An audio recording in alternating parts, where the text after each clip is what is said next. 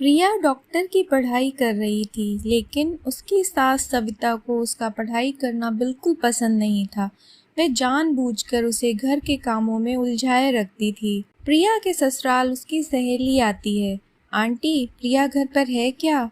सास बोलती, क्यों, कौन है तू और तुझे क्या काम है मेरी बहू से?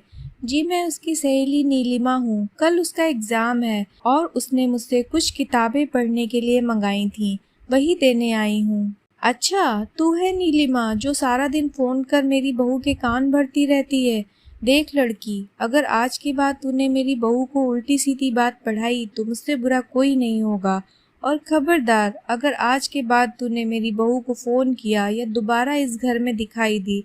अरे माँ जी, पता नहीं आप किस जमाने की औरत हैं। मैं तो सिर्फ आपकी बहू की मदद करना चाहती थी, लेकिन क्या करें, बेचारी की किस्मत ही फूटी है जो उसे आप जैसी सास मिली है। ठीक है, मैं जाती हूँ। बड़ी आई मुझे भाषण देने वाली, तेरे जैसे बहुत देखे हैं मैंने। शाम को प्रिया अपने पति के साथ घर आती है। प्रिया बोलती है, माँ जी, मेरी सहेली नीलिमा घर पर आई है क्या? माँ जी बोली, अरे बड़ी बदतमीज है तेरी सहेली, औरों से बात करने का बिल्कुल ढंग नहीं है। उसे तो मैंने बड़े बड़े ताने सुनाकर भगा दिया। बहू, अरे भगवान, अब क्या होगा, कल मेरा एग्जाम है। सास, अरे तेरी ये बेकार की पढ़ाई में क्या रखा है? बड़ी आई डॉक्टर बनने, चुपचाप घर के कामों में ध्यान दे। सास बोलती है, कल मेरी कुछ सहेलियां घर पर आ रही हैं, इनकी खातिरदारी में कोई कमी नहीं रहनी चाहिए। जी माँ जी, बहू बोली। प्रिया मुंह फुलाकर वहां से चली जाती है। अगले दिन का पूरा समय प्रिया की सास की सहेलियों की खातिरदारी में जाता है और प्रिया एग्जाम नहीं दे पाती है। उस रात प्रिया अपने पति करण को सारी बात बताती है। करण बोलता है, अब क्या बोलूं, ये माँ भी ना, कोई बात नहीं, तुम अपना मूड सही कर लो, अगली बार अच्छे से पढ़ाई करना। सविता, क्या हुआ भारती, तू इस तरह लंगड़ा क्यों रही है? भारती, अरे क्या बताऊं सविता बहन, सीढ़ियां उतरते वक्त मेरा पैर फिसल गया और पैर में सूजन आ गई, इसलिए तेरी बहू से दवा पानी कराने आई हूँ। सविता बोलती है, मेरी समझ में नहीं आता कि लोग छोटी छोटी बातों पर डॉक्टर को क्यों दिखाने आते हैं। अरे तेरा पैर मुड़ गया है ना, बस ला, अभी तेरे पैर को मैं ठीक कर देती हूँ, दिखा तेरा पैर। सविता भारती का पैर पकड़कर जोर से खींचती है। भारती, मर गई रे, ऐसा बोलकर जोर से चीखती है। सविता, अरे क्या हुआ, आराम मिला?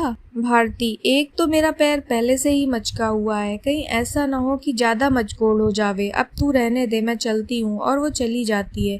थोड़ी देर के बाद प्रिया घर आती है। माँ जी बोलती हैं, अरे कहाँ मर गई थी सुबह से? प्रिया बोलती है, माँ जी, मैं अपनी किताबें लेने गई थी। प्रिया अपने कमरे में चली जाती है। माँ जी सोचती हैं, अच्छा, इन किताबों ने ही इसका दिमाग खराब करके रखा है, ये किताबें ही सारी मुसीबत की जड़ हैं। थोड़ी देर में ही वहाँ पुराने पेपर और खाली बोतल लेने वाला चिल्लाता हुआ गुजर रहा होता है। सास ने बहू की सारी किताबें पेपर वाले को दे दी। पेपर वाला बोला, ये तो सब अंग्रेजी में लिखी हुई बहुत महंगी किताबें हैं। सास बोली, तू लेकर जाता है कि नहीं? वैसे पेपर वाला सब किताबें लेकर चला जाता है। प्रिया को जब इस बात का पता चलता है तो वह बहुत दुखी होती है और अपनी पढ़ाई पूरी करने के लिए लाइब्रेरी में पढ़ने के लिए जाने लगती है।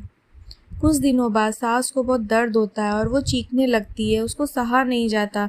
बेटा पूछता है, क्या हुआ माँ, तुम्हारी तबीयत बिगड़ती जा रही है, वह बंगाली बाबा से दवाइयाँ नहीं लाई? माँ बोलती है, अरे नाम मत ले उस ठगी का, वह अपना उपचार खुद नहीं कर सकता, मेरा क्या खाक करेगा? बेटा बोलता है, ठीक है ना, मैं प्रिया को फ़ोन करके बुलाता हूँ। प्रिया लाइब्रेरी में बैठे हुए पढ़ रही होती है, तभी उसके पति का फ़ोन आता है। माँ की तबीयत ठीक नहीं है, जल्दी घर आ जाओ। जी, मैं अभी आती हूँ। थोड़ी देर बाद प्रिया घर आ जाती है और सास का चेकअप करती है। फिक्र ना करें माँ जी, आपकी बीमारी समय रहते पता चल गई है, ठीक हो जाएगी। अगर थोड़े दिन गुजर जाते तो इन्फेक्शन ज़्यादा फैल जाता और लेने के देने पड़ जाते। प्रिया अपनी सास को एक इंजेक्शन लगा देती है और कुछ दवाइयाँ खाने के लिए दे देती है। अब आप एकदम ठीक हो जाएंगी। कुछ दिनों बाद सास पूरी तरह ठीक हो जाती है। अपनी बहू के साथ किए गए बुरे बर्ताव से सविता को बहुत पछतावा और शर्मिंदगी महसूस होती है। वह अपनी गलती का पश्चाताप करने के लिए अपनी बहू को उसकी किताबें ला कर देती है। सास बोलती, मुझे माफ़ कर दे बहू, अगर तू सही वक्त पर मेरा इलाज नहीं करती तो पता नहीं क्या होता। और सास अपनी बहू को गले लगा लेती है।